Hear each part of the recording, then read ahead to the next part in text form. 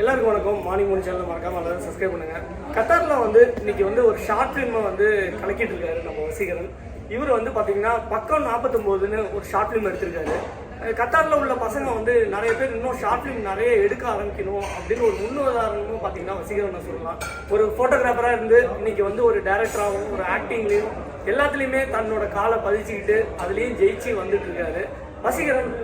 பக்கம் 49 கதை என்னதான் சொல்லுது? இந்த ஷார்ட் ஃபிலிமோட மெயின் கண்டென்ட் என்ன?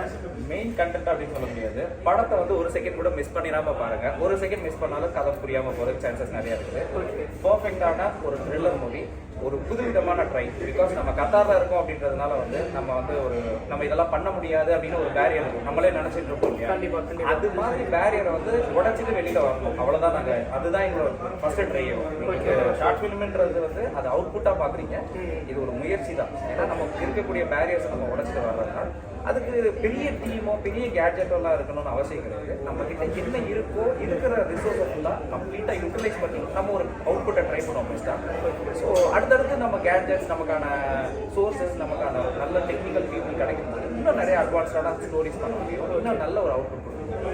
ஸோ அதைத்தான் எல்லாருக்கும் சொல்ல விரும்புகிறேன். இடமோ பொருளோ இல்லை உங்களுடைய சூழ்நிலையோ வச்சு எதையும் தீர்மானிக்காம அடுத்தடுத்த முயற்சிகளை எடுப்போம். நம்மள மாதிரி யூடியூபர்கள் அடுத்தடுத்த நிறைய விஷயங்களை கொடுக்கணும்.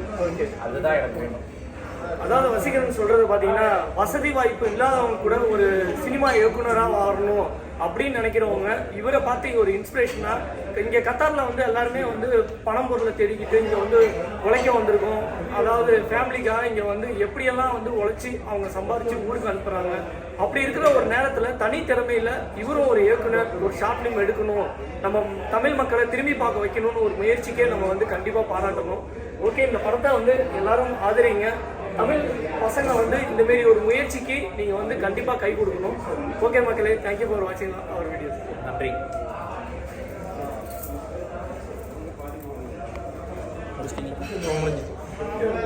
இன்னும் ஆஃப் ஆக முடியுது.